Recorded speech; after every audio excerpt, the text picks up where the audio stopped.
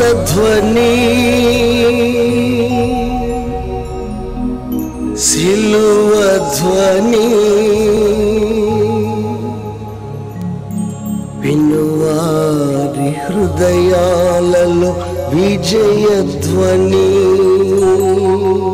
మాటలలో విలువను ఎరిగినచో యేసుని మాటలలో విలువను ఎరిగినచో నీ బ్రతుకంతా మేలే మేలుగా నీ బ్రతుకంతా మేలే మేలుగా. నాలుగవ మాట ఏంటి? నా దేవా నా దేవా నీవేళ నా చెయ్యి విడిచితివి. ఇక్కడ మరి మత్తయి సువార్త 27:46 రిఫరెన్స్ ఉంది. ఒకసారి చూద్దాం. మత్తయి సువార్త 27:46. మొదటిగా గమనించండి, ఇది ఒక ప్రవచనం. ఇది క్రీస్తుకు పూర్వం 1000 సంవత్సరాల నాడే దావీదు నోట గుండా పలికిన మాట. త్వరగా అది కూడా చూడండి. 22వ కీర్తన త్వరగా చదివి సహాయం చేయటమా. నా దేవా నా దేవా నీవు నన్నేళ్ళ విడనాడుతీవి. ప్రియులరా, దావీదు రచించిన కీర్తనలు ఎన్నో ఉన్నాయి. ఆత్మవశుడై తన జీవితంలో కొంతవరకు, తన జీవితంలో మాత్రమే కాక అదే వంశంలో నుండి వచ్చిన యేసుక్రీస్తులో కూడా నెరవేర్చబడేటువంటి ప్రవచనాలు పరిశుద్ధాత్ముడు దావీదు నోట పలికించాడు. అందుకే దావీదును ఏమన్నారు అంటే ప్రవక్త అన్నారు. Praise the lord. దావీదుకి చరిత్ర ఉంది, దావీదు ప్రవక్త కూడా. జరిగిన విషయాలు తెలుసుకునేటువంటి గొప్ప చరిత్ర కలిగిన వాడు. తనకు తెలియకుండానే తరువాత కాలంలో నెరవేర్చబడే కొన్ని ప్రవచనాలు కలిగినవాడు. ఈ రెండు గ్రహించండి చాలు. ఇప్పుడు ఆ ప్రవచనాలు ఆయన పలికాడు కానీ ఆయన నెరవేర్చలేదు. పలికి నెరవేర్చకపోతే గట్టిగా వినండి, దేవుడు అబద్ధికుడు అవుతాడు. ఇచ్చిన ప్రవచనం నెరవేర్చబడకపోతే చెప్పండి, దేవుడు అబద్ధికుడు అవుతాడు. కాబట్టి దావీదులో కొన్ని నెరవేర్చబడ్డాయి, మిగిలినవి యేసు ప్రభువులో నెరవేర్చబడ్డాయి. దావీదు ఏ సందర్భంలో ఈ మాట పలికాడు అంటే 22 కీర్తన ప్రకారంగా కష్టకాలంలో, ఇరుకులో ఉన్నప్పుడు, ఇబ్బందుల్లో ఉన్నప్పుడు, అసలు దేవుడు నన్ను గుర్తుపెట్టుకున్నాడా లేదా, దేవుడు నన్ను మర్చిపోయాడా అన్నంత ఆ బాధ కలిగింది. అప్పుడు ఆ మాట ఆయన పలికాడు. కానీ దావీదు అనుకున్నట్లుగా దేవుడు దావీదుని విడిచిపెట్ట లేదు. అదంతవరకు చాలు. కారణం, ఒకవేళ దేవుడు దావీదుని విడిచిపెట్టి ఉంటే దావీదు చరిత్రలో ఉండేవాడు కాడు. దావీదు తల నరకాలని కొందరు, దావీదును చంపాలని కొందరు, దావీదును భూమి మీద లేకుండా చెయ్యాలని కొందరు సర్వ విధాల ప్రయత్నాలు చేశారు. విడిచిపెట్టేశాడా అన్నంతగా దావీదు ఫీల్ అయ్యాడు. కానీ త్వరగా చెప్పండి, దావీదును మాత్రం దేవుడు విడిచిపెట్ట లేదు. స్తోత్రం చెప్పండి ఒకసారి. విడిచిపెడితే దావీదు బ్రతికేవాడు కాడు. That's all. అంతవరకు చాలు.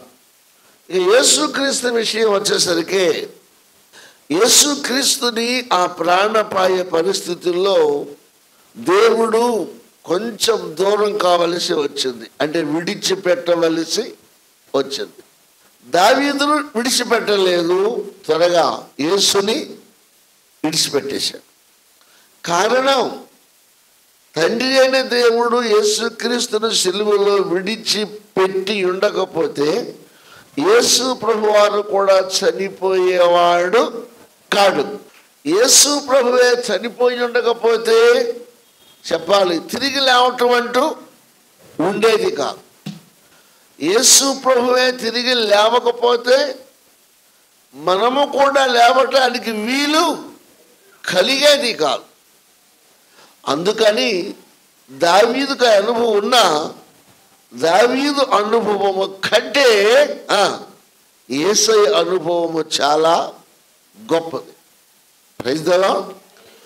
దావీదుని దేవుడు విడిచిపెట్టలేదు చెప్పండి, యేసుని మాత్రం విడిచిపెట్టేశాడు. కాబట్టి చనిపోయాడు, కాబట్టి సమాధి చేయబడ్డాడు, కాబట్టి తిరిగి లేవగలిగాడు. దేవునికి స్తోత్రం. అందుచేత దీంట్లో మనం గ్రహించవలసింది ఏంటంటే ఈ డిఫరెన్స్. ఇక 100 మాటలు అవసరం లేదు. ఈ కారణాలు అర్థం చేసుకోండి. దీనిని మనం అలా అర్థం చేసుకోవాలి. ఆయన సరిపోవటం వలన, సమాధి చేయటం వలన, తిరిగి లేచటం వల్ల మనకు ఉపయోగం ఏంటి? ఫిలిప్పీలకు రాసిన పత్రిక, ఫిలిప్పీలకు రాసిన పత్రికలో చాలా చక్కటి మాట ఉంది. సహోదరులారా, మీరు నన్ను పోలి నడుచుకోనండి. ఫిలిప్పీ 3:15 అండి, 3:15 నడుచుకోనండి. మేము మీకు మాదిరి అయిన ప్రకారం నడుచుకున్న వారిని గురిపెట్టి చూడండి. అనేకులు క్రీస్తు శిలువకు శత్రువుగా నడుచుకొనుచున్నారు. వీరిని గూర్చి మీతో అనేక పర్యాయములు చెప్పి ఇప్పుడును ఏడ్చుచు చెప్పుచున్నాను. నాశనమే వారి అంతము, వారి కడిపే వారి దేవుడు. వారు తాము సిగ్గుపడవలసిన సంగతుల యందు అతిశయ పడుచున్నారు. భూ సంబంధమైన వాటి యందే మనసు ఉంచుచున్నారు. ఈ వచనాల మాట ఏంటో ఒక్క మాటలు అర్థం చేసుకుందాం. సిలువను గూర్చి మాట్లాడేవారు ఉన్నారు కానీ, సిలువను గూర్చి పాటలు పాడేవారు ఉన్నారు కానీ, సిలువను గూర్చి ధ్యానం చేసేవారు ఉన్నారు కానీ, యేసు క్రీస్తు ప్రభువారు సిలువ మోసినట్లుగా, యేసు ప్రభువారు సిలువలో చెప్పండి యాతన పడినట్లుగా భరించేవారు, అలా పడేవారు చాలా తక్కువైపోయారు. అలాంటి వారికి ఏం జరుగుతుంది అన్నాడు పౌలు గారు. కడుపేవారి చెప్పండి ఏమన్నాడు? కడుపేవారి దేవుడు, నాశనమే వారి అంతం. అంటే అర్థం ఏంటి? సుఖాన్ని కోరకూడదు. అండర్స్టాండ్ మీ. యేసు క్రీస్తు సిలువను కోరుకున్నాడు, తన సమస్తము సిలువతో అంకితం చేశాడు. ఇటు మన రక్షణ కోసం కావచ్చు, అటు దేవుని చిత్తం నెరవేర్చుట కోసం కావచ్చు. మరి క్రిస్టియన్స్ ఆ రీతిగా చేస్తున్నారా? అలాగూ చేయడం లేదంటున్నాడు పౌలు గారు. కడుపేవారి దేవుడు అంటే అర్థమేంటి? దేవుడికి ఇవ్వవలసిన ప్రాధాన్యత కంటే త్వరగా చెప్పాలి, వారు శరీర సంబంధమైన తిండికి ప్రాధాన్యత ఇస్తున్నారు. కష్టములకు ప్రాధాన్యత ఇవ్వకుండా సుఖానికి ప్రాధాన్యత ఇస్తున్నారు. అలా ఎవరైతే ఇస్తారో వారు ఖచ్చితంగా నాశనం అవుతారు. ఆ నాశనమే వారి అంతం. గట్టిగా క్యాచ్ చేయాలి. దేవునికి స్తోత్రం. సుఖం వైపు చూడాలా, సిలువ వైపు చూడాలా? చెప్పండి. సుఖము వైపు చూడకుండా సిలువ వైపు కొసాగి. ఓకే, జరుగుతుందా? సిలువను కోరుకోవాలి. యేసు సిలువ ఏమంటాడు? 100 సార్లు చెప్పుకుంటే సుఖం ఏముంది? యేసు మన కోసం దెబ్బలు తిన్నాడు, అమ్మో నాయనో అయ్యో బావు. కానీ మనం మాత్రం సుఖాన్ని కోరుకుంటాం. సిలువ శ్రమలకు ఇష్టపడం, దెబ్బలకు ఇష్టపడం, నిందలకు ఇష్టపడం, హింసకు ఇష్టపడం, కష్టానికి ఇష్టపడం. మనకు మాత్రం సుఖం కావాలి. యేసు మాత్రం సిలువలో శ్రమలు పొందాలి. అలాంటి మనసు ఎవరు కలిగి ఉంటారో వాళ్ళు ఖచ్చితంగా నరకానికి వెళ్తారని పౌలు గారు చెప్పారు. వాక్యాన్ని అర్థం చేసుకోవాలి. ఎంతో కొంత మన జీవితాల్లో మనం నెరవేర్చువారమై ఉండాలి. విశ్వాసమునకు కర్తయు దాన్ని కొనసాగించువాడునైనా యేసు వైపు చూచి నడవటం అంటే సుఖాన్ని కోరుకోవటం కాదండి. త్వరగా శ్రమల వైపు చూడాలి. అంటే మనం కోరి శ్రమలు తెచ్చుకోమని కాదు. కొన్నిసార్లు మన జీవితంలో సుఖము రావచ్చు, తర్వాత శ్రమలు రావచ్చు. క్రైస్తవుడు ఏ స్టాండర్డ్లో ఉండాలంటే సుఖము కలిగినప్పుడు ఎంత ఆనందిస్తాడో శ్రమలు కలిగిన అంత ఆనందించే అనుభవములోనికి తప్పట్లు కొట్టండి ఒకసారి గట్టిగా. పురుషులు సుఖాన్ని చూసి ఆనందపడి కష్టాన్ని చూసి బెదిరిపోయేవాడు క్రైస్తవుడు కాదు. అందుకని యేసు ప్రభు చెప్పారు, నన్ను వెంబడించువాడు తన సిలువను తాను ఎత్తుకోవాలి. మనకు కూడా ఒక సిలువ ఉండే, సిలువ అంటే శ్రమ. ఈ గుడ్ ఫ్రైడే రోజున నీ నిమిత్తము కానీ రక్షణ నిమిత్తము కానీ అనేకులకు మాదిరిగా జీవించు నిమిత్తము కానీ ప్రభువా నీవు నన్ను శ్రమల గుండా నడిపించుట నీకు ఇష్టమైతే నడుచుటకు నేను కూడా ఇష్టమే అనే స్థాయికి మనము రావాలి. ఆ స్టాండర్డ్ మనం మెయింటైన్ చేయకపోతే క్రైస్తవులమే కానీ వీఆర్ నాట్ రియల్ క్రిస్టియన్స్. నిజమైన క్రైస్తవులము కాము. ఎప్పుడో 30 సంవత్సరాల నాడే ఆ పదం నేను రాసుకున్నాను. అందుకని నేను సుఖం ఏదో చూడలేదండి. శ్రమపడటానికే ఇష్టపడ్డాను, కష్టపడటానికే ఇష్టపడ్డాను. నాకంటూ ఒక సిలువ ఉంది.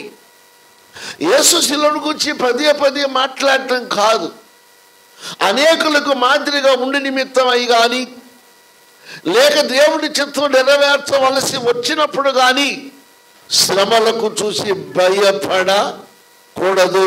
దేవునికి స్తోత్రం. హల్లెలూయా. నువ్వు శ్రమలు పొందొచ్చు. అప్పుడేమనుకోవాలి, నా యేసు నా కోసం శ్రమలు పొందాడు, నేను నా యేసు మహిమ కోసం నా తోటి వారి కోసం నేను శ్రమలు పొందుచున్నాను అనుభూతిలోనికి నువ్వు రావాలి. అందుకే పెద్దలు అంటారు, క్రిస్టియానిటీ అంటే పూలబాట కాదు. కొన్నిసార్లు సిమెంట్ రోడ్డు లాగా ఉండొచ్చు, కొన్నిసార్లు చెప్పండి రాళ్ళు పరిచి వదిలేస్తారే, తాను కూడా ముఖాన్ని వేయకుండా. అలాంటి కటికి రాళ్ళ మీద నడవలసిన పరిస్థితి కూడా మనకు రావచ్చు. ఎల్లకాలం సుఖాన్ని కోరుకుంటే ఇక నువ్వు కష్టపడేది ఎప్పుడు? ఆ కనుక రాళ్ళ మీద నడుస్తూ ఉంటే రాళ్ళు తగలవచ్చు. నడవగా రాళ్ళు పొడుచుకొని నీ అరికాలు కింద బొబ్బలెక్కవచ్చు. ఎక్కిన బొబ్బలు చితికి వాటి గుండా రక్తము చెప్పండి కారవచ్చు. రాళ్ళు పొడుచుకుంటే ఎంత దెబ్బ తగులుతుందో మనుషుల మాటలలా ఉంటాయి. సూటిపోటి మాటలు, ఎత్తి పడుపు మాటలు, దెప్పి పొడిచే మాటలు, అసూయ మాటలు, అల్లరితో కూడిన మాటలు, యేసు క్రీస్తు నడి రోడ్డు మీద కొట్టినట్లుగా దూషించినట్లుగా ముఖాన కాండ్రించి ఉమ్మై చెప్పండి ఊచినట్లుగా, రాయ్ నువ్వు దేవుడు అయితే దిగరా, మమ్మ కూడా దించరా అని నీచంగా తిట్టినట్లుగా బైబిల్లో మనం చూస్తున్నాం.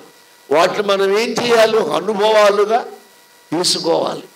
యేసు భరించటం కాదు, యేసు బిడ్డగా నేను కూడా భరించా. బైబిల్ అంటుంది, ఎవరు ఓర్చుకుంటారో వారు ధన్యులు. ఊరికే పరలోకం దొరకదండి.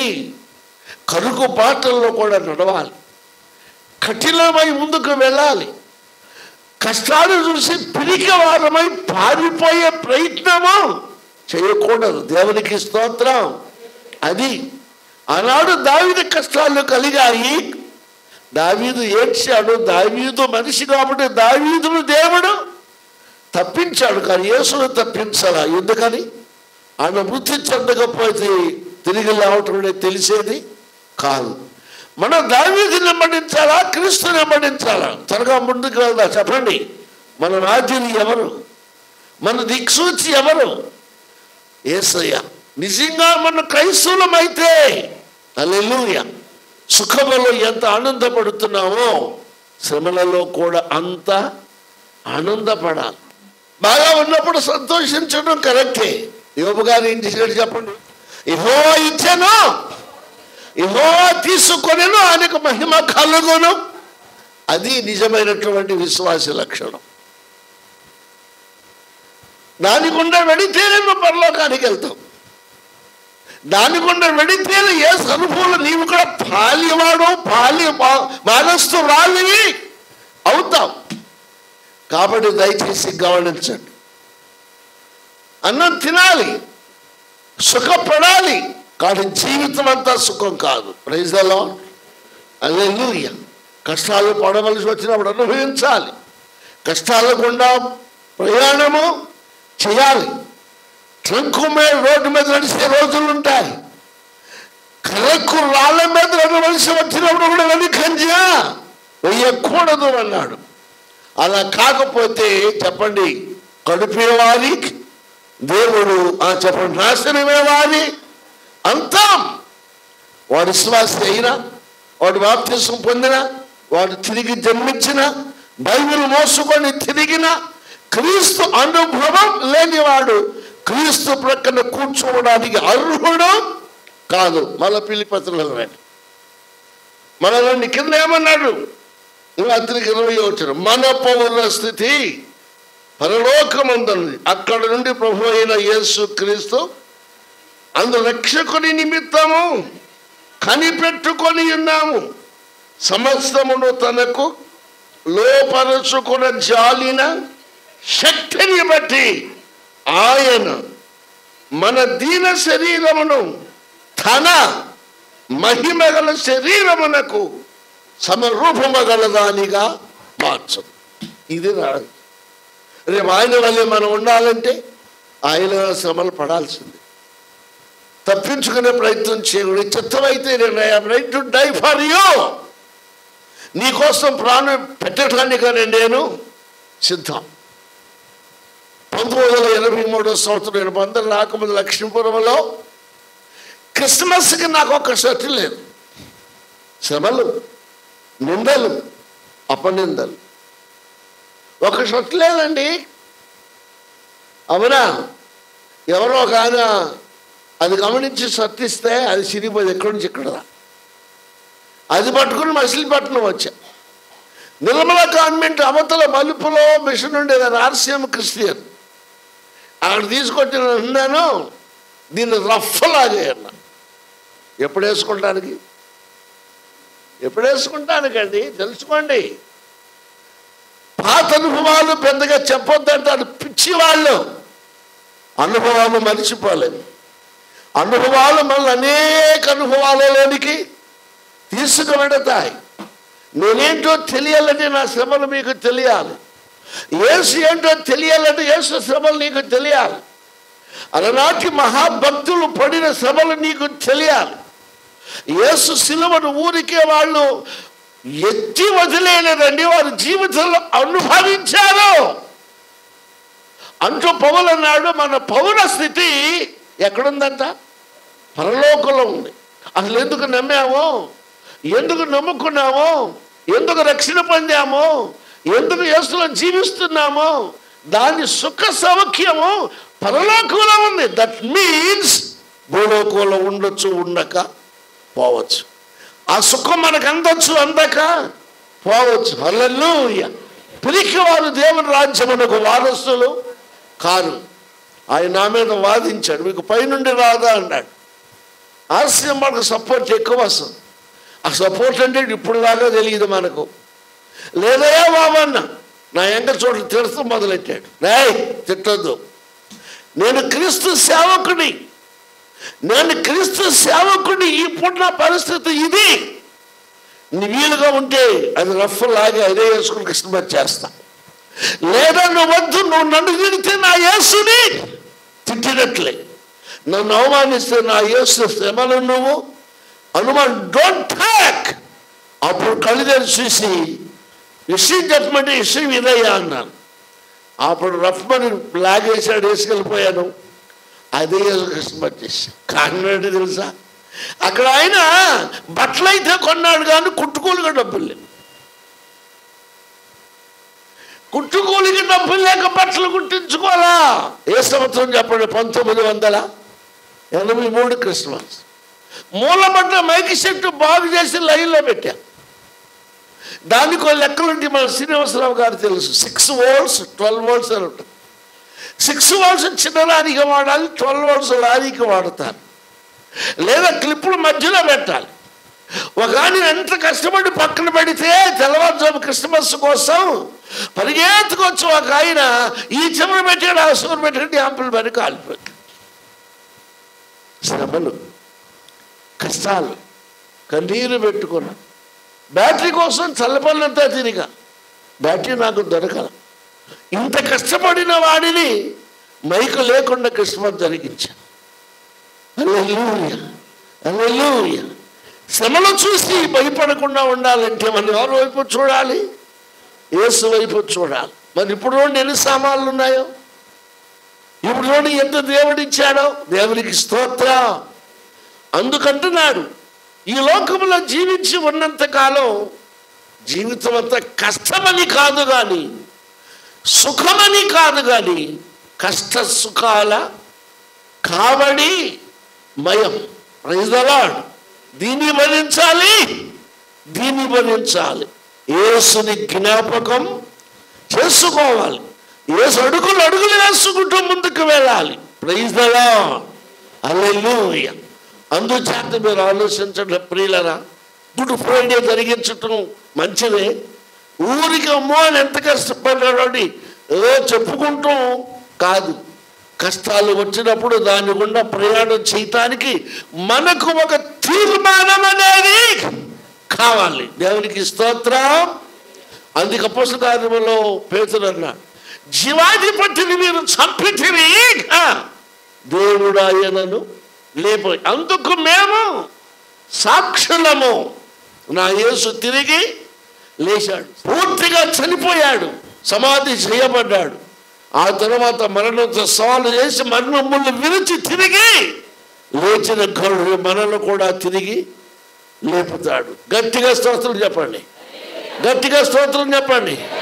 శ్రమలకు భయపడవద్దు, కష్టాలకు భయపడవద్దు, ఆకలికి భయపడవద్దు, వస్త్రహీనతకు భయపడవద్దు, దూషించిన వెనుకంచి వేయవద్దు, చంప మీద కొట్టిన వెనుకంచి వేయవద్దు, ముఖాన ఖండించి ఊసిన క్రీస్తుని విడిచిపెట్టవద్దు. That is the real Christianity. అప్పుడే నువ్వు పరలోకంలో పౌరుడిగా ఉంటాం. అప్పుడు యేసు ప్రక్కన నువ్వు కూర్చుంటాం. హల్లెలూయా, హల్లెలూయా.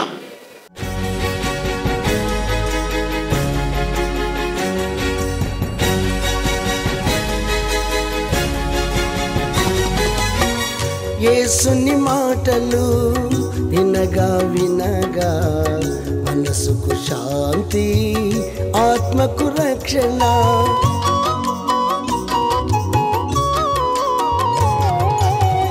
యేసుని మాటలు వినగా వినగా మనసుకు శాంతి, ఆత్మకు రక్షణ. యేసుని మాటలలో విలువను ఎరిగినచో, యేసుని మాటలలో విలువను ఎరిగినచో, నీ బ్రతుకంతా మేలే మేలుగా, నీ బ్రతుకంతా మేలే మేలుగా. వినగా వినగా యేసు సువార్త కలుగును హృదయాలలో విశ్వాసం. వినగా వినగా యేసు సువార్త కలుగును హృదయాలలో విశ్వాసం. అందుకే అందరూ రండి, కూర్చోండి, వినండి. అందుకే అందరూ రండి, కూర్చోండి, వినండి. యేసయ్య మాటలు వినండి.